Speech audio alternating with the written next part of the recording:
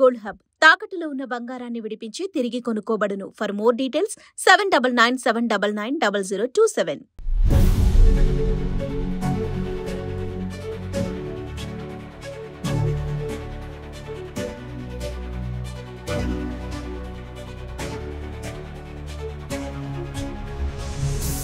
Hi viewers, welcome to ఆదన్ మరోపడం. నేను మీ ప్రసాద్.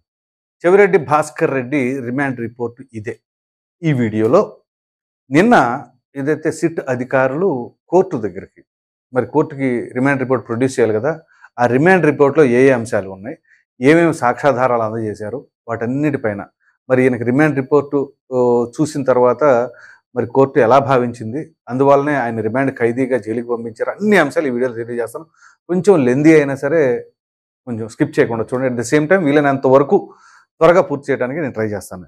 ఇక వివరాల్లోకి వెళ్ళినట్లయితే, ఏదైతే ఈ యొక్క లిక్కర్ కుంభకోణం అనేది ఇప్పుడు చెవిరెడ్డి దగ్గరికి వెళ్ళింది కదా, చూడండి. చెవిరెడ్డే కింగ్ పిన్గా వ్యవహరించాడు అని చెప్పేసి దాంతోపాటు టెక్నికల్ ఎవిడెన్సెస్ వాటన్నింటినీ 3 సీల్డ్ కవర్లో, ఆ 3 సీల్డ్ కవర్లో కోర్టుకు అందజేశారు. ఆ 3 సీల్డ్ కవర్లో దేనికి సంబంధించిందంటే అంటే ఏ ఏ వాహనాల్లో వీళ్ళు డబ్బులు తరలించారు, దానికి సంబంధించిన ఫోటోలు, వీడియోలు 3 సీల్డ్ కవర్లు ఇచ్చారని చెప్పాను కదా. అందులో కాల్ డేటా ఉంది. ఈ టోల్ ప్లాజాలో ఉంటుంది కదా, టోల్ ప్లాజాలో ఏ వాహనం ఏ టైంకి వెళ్ళింది అనేది కూడా సీసీటీవీ రికార్డింగ్స్ ఉంటాయి. వీటన్నిటినీ ఇచ్చిన తర్వాతే ఇక్కడ జూలై 1వ తేదీ వరకు వాళ్ళని రిమాండ్ ఖైదీగా తరలించారు. సో అయితే ఇప్పుడు రిమాండ్ రిపోర్ట్లో ఉన్న అంశాలు ఏంటి? ఇప్పుడు దాకా నేను చెప్పిందేమో సీల్డ్ కవర్లో ఉన్న ఎవిడెన్సెస్ కోర్టుకు అందజేసింది. ఇప్పుడు రిమాండ్ రిపోర్టు పోలీసులు ఏదైతే కోర్టుకు అందజేశారో అది. సో ఇక్కడ 2024 ఎన్నికల్లో డబ్బులు అభ్యర్థులకి పంచినట్లు, ఆ డబ్బులు ఎక్కడ నుంచి ఈ లిక్కర్ ముడుపులే పంచారు అని చెప్పేసి రిమాండ్ రిపోర్ట్లు ఇదంతా కూడా చెవిరెడ్డి ద్వారానే జరిగింది, ఆయా ప్రాంతాలకు డిస్ట్రిబ్యూషన్ అమౌంట్ కూడా అయ్యింది. ఎలా జరిగింది అని అంటే, రాజ్ కేసిరెడ్డి ఉన్నాడు కదా, విజయసాయిరెడ్డి చెప్పాడు సార్, ఆయన దగ్గర నుంచి వెంకటేష్ నాయుడు, ఏదైతే ఇప్పుడు చెవిరెడ్డి భాస్కర్ రెడ్డితో పాటు అరెస్ట్ చేశారు చూసారు వెంకటేష్ నాయుడు అని చెప్పేసి, అతను హైదరాబాద్లోనే ఉంటాడు. అతని నివాసానికి ఈ యొక్క గన్మ్యాను అంటే ఈ రాజ్ కేసిరెడ్డి దగ్గర నుంచి ముడుపులు వెంకటేష్ నాయుడుకి అందజేస్తారు. వెంకటేష్ నాయుడు దగ్గర నుంచి చెవిరెడ్డి భాస్కర్ రెడ్డి పిఏ కావచ్చు, గన్మ్యాన్ కావచ్చు, ఇతర సిబ్బంది కావచ్చు, వీళ్ళు అక్కడికి వెళ్ళి డబ్బుని తీసుకొస్తారు. ఎలా తీసుకొస్తారు డబ్బుల్ని, ఏ వాహనంలో అంటే, అప్పుడు తొడా చైర్మన్గా ఉన్నటువంటి చెవిరెడ్డి మోహిత్ రెడ్డి, చెవిరెడ్డి కుమారుడు ఉన్నాడు కదా మోహిత్ రెడ్డి, ఆయన తొడా చైర్మన్గా ఉన్నప్పుడు ఆ తొడా వాహనం ఉంది ఫార్చునర్, ఆ ఫార్చునర్లోనే హైదరాబాద్ నుంచి తిరుపతికి డబ్బులు తరలించారు. అండ్ నాట్ ఓన్లీ తిరుపతి, ఆయా జిల్లాలకు కూడా, అది తేదీలతో సహా చెప్తాను మీకు. సో ఎక్కడెక్కడికి, తిరుపతి, నెల్లూరు, ప్రకాశం జిల్లాల్లో కొన్ని కలెక్షన్ పాయింట్లు పెట్టుకున్నారట. ఆ కలెక్షన్ పాయింట్లకి తాడేపల్లిలోని ఒక ల్యాండ్ మార్క్ ఉంది, అక్కడ నుంచి ఆ తిరుపతి, నెల్లూరు, ప్రకాశం జిల్లాలకు పంపించడం. అక్కడ ఏ ఏ తేదీల్లో పంపించారు? మే 27, ఏప్రిల్ 3, మే 3, ఫిబ్రవరి 4, మే 27, ఏప్రిల్ 3, మే 3, ఈ 4 తేదీల్లో ఆయా 4 నెలల్లో అట్లా అక్కడికి పంపించారు ఆ కలెక్షన్ పాయింట్లు. సో ఇదంతా ఎప్పటి నుంచి, ఎలక్షన్కి 6 నెలల ముందు నుంచే ఈ ప్రక్రియ ప్రారంభించారు ఇక్కడ డబ్బులు పంపకాలు అనేవి. సో ఆ ఫార్చునర్ వెహికల్లో హైదరాబాద్కి, ఏపీ నుంచి మళ్ళీ హైదరాబాద్కి ఈ విధంగా వెళ్ళటం జరిగింది. సో ఇప్పుడు ఇది ఏదైతే ఈ రిమాండ్ రిపోర్ట్లో పెట్టారో, అట్ ద సేమ్ టైం అక్కడ నిందితులు ఇచ్చిన వాంగ్మూలంలో కూడా అదే చెప్పారు వాళ్ళు. నిందితులు ఏం చెప్పారో అక్కడ సేమ్ యాజ్ ఇట్ ఈస్కి ఇక్కడ ఉన్న రిమాండ్ రిపోర్ట్లో కూడా అట్లాగే ఉంది. అయితే వీళ్ళు తెలివితేటలు చూడండి. ఆ ఫార్చునర్ వెహికల్ అనేది ఇప్పుడు అది government vehicle, Tirupati urban development అథారిటీది. అంటే దాన్ని బట్టి ఏం చేయాలి వీళ్ళు, అది ప్రభుత్వ సేవలకు మాత్రం ఉపయోగించాలి. వీళ్ళు అప్పుడు అధికారులు ఉన్నారు కాబట్టి ప్రభుత్వ సేవల కింద దాన్ని వాడేసుకున్నారు అనుకోండి. సో వీళ్ళ తెలివితేటలు చూడండి. లాగ్ బుక్లో ఆ వెహికల్ ఎప్పుడు ఎక్కడికి తీసుకెళ్లారని ఇది ఎంటర్ చేయాలి. కానీ ఇక్కడ వీళ్ళు హైదరాబాద్ వెళ్తున్నది మాత్రం ఎంటర్ చేయాల. ఎందుకని, ఇలాంటి పరిస్థితులు వస్తే మరలా అది సాక్ష్యంగా పరిగణించబడతారని చెప్పేసి ముందుగానే వాళ్ళు ప్లాన్ చేశారు. మరి చేశారు కానీ ఆ రూట్లో వెళ్ళినప్పుడు టోల్ గేట్లు లేకుండా ఉంటాయా, సీసీటీవీలు లేకుండా ఉంటాయా, మరి అక్కడ బయటపడుతుంది కదా.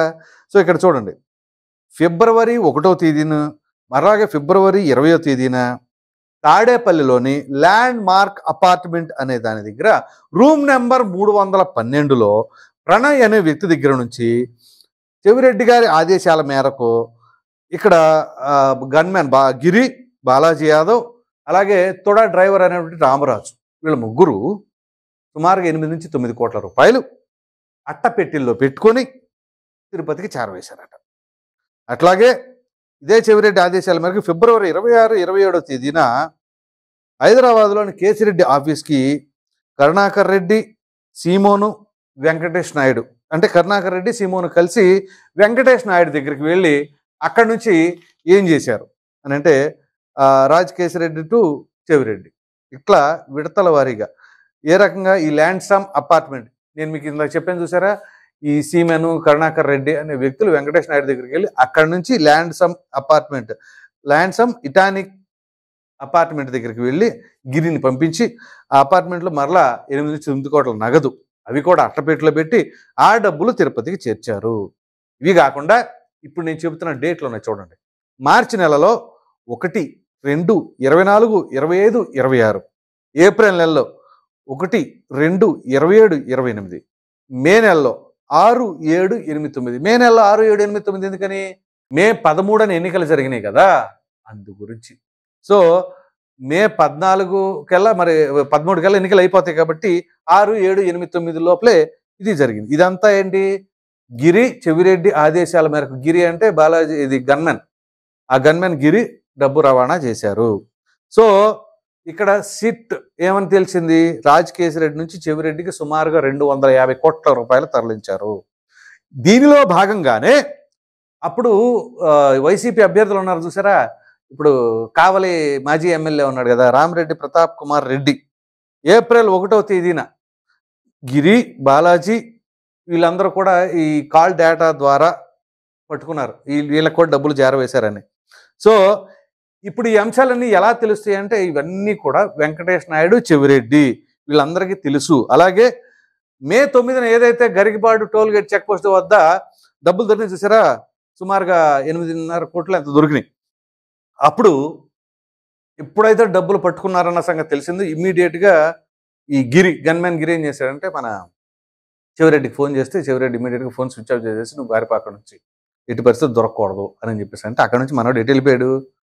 ఇది మే 9న జరిగింది కదా, చెన్నై, అటు నుంచి బెంగళూరు, అక్కడి నుంచి పుదుచ్చేరి ఇలా తిరుగుతూ ఉన్నాడు అనమాట. ఫోన్ స్విచ్ ఆఫ్ చేసుకున్నాడు. మరి వేరే నెంబర్ నుంచి ఏదైనా కమ్యూనికేట్ చేస్తున్నాడు ఏమో తెలియదు కానీ సో ఆ విధంగా చేశాడు. ఇప్పుడు జరుగుతూ ఉంటే ఈ సమయంలోనే ఇక మనోడు అట్లా అబ్స్కాండ్ అయి ఉంటాడు కదా. తర్వాత ఎన్నికల ఫలితాలు వచ్చినాయి, ఈలో ప్రభుత్వం మారిపోయింది. ఇక గిరికి ఫోన్ చేసి బాబు ఈ మద్యం కుంభకోణంలో జరుగుతున్న ఈ లావాదేవీలు ఉన్నాయి కదా, ఈ డబ్బులు తరలింపులు వీటి గురించి ఎక్కడా కూడా నువ్వు నోరు విప్పొద్దు. అదే అట్లాగే ఇప్పుడు ఈ గిరిని అదుపులోకి తీసుకున్న తర్వాత సిట్ అధికారులకు వాంగ్మూలం ఇచ్చారుగా.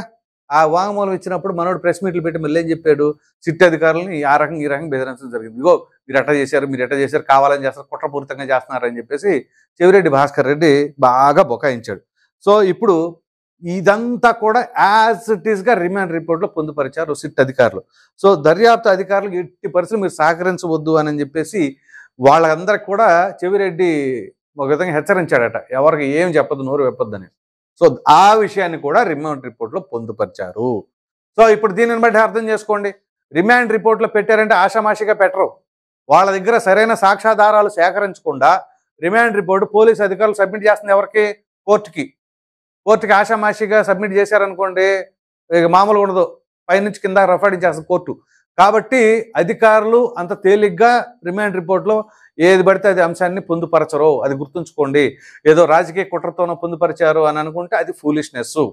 ఎందుకంటే మీరు గమనించండి, ఇక్కడ కుంభకోణం జరిగింది అని చెప్పేసి చెప్పడం వరకే చేయలే. ఇక్కడ అసలు డబ్బులు ఎక్కడ, ఎవరి దగ్గర నుంచి, ఏ రోజు, విత్ ఎవిడెన్సెస్, టెక్నికల్ ఎవిడెన్సెస్, అది కాల్ లాక్ కావచ్చు, వెహికల్ చెక్ పోస్ట్ దగ్గర ఉన్నటువంటి ఈ టోల్ గేట్ దగ్గర ఉన్నటువంటి సీసీటీవీ రికార్డింగ్లు కావచ్చు, ప్రతి ఒక్కటి వీడియోలతో సహా వీళ్ళు సాక్ష్యాధారాలు సేకరించి దాని వైపు ఇంకా ఎవరెవరు ఇన్వాల్వ్మెంట్ ఉంది, ఎప్పుడు ఏ రోజు చేశారని మొత్తం తీస్తే మీ కింద చెప్పాను కదా, అపార్ట్మెంట్లు, ల్యాండ్ మార్క్ అపార్ట్మెంట్ కావచ్చు, అలాగే మరొకటి ల్యాండ్ సమ్ ఇటానిక్ అపార్ట్మెంట్ కావచ్చు, ఇలా అపార్ట్మెంట్లు రూమ్ నెంబర్లు పేర్లతో సహా పొందుపరిచారు అంటే ఏ విధంగా దర్యాప్తు చేపట్టారో అర్థం చేసుకోండి.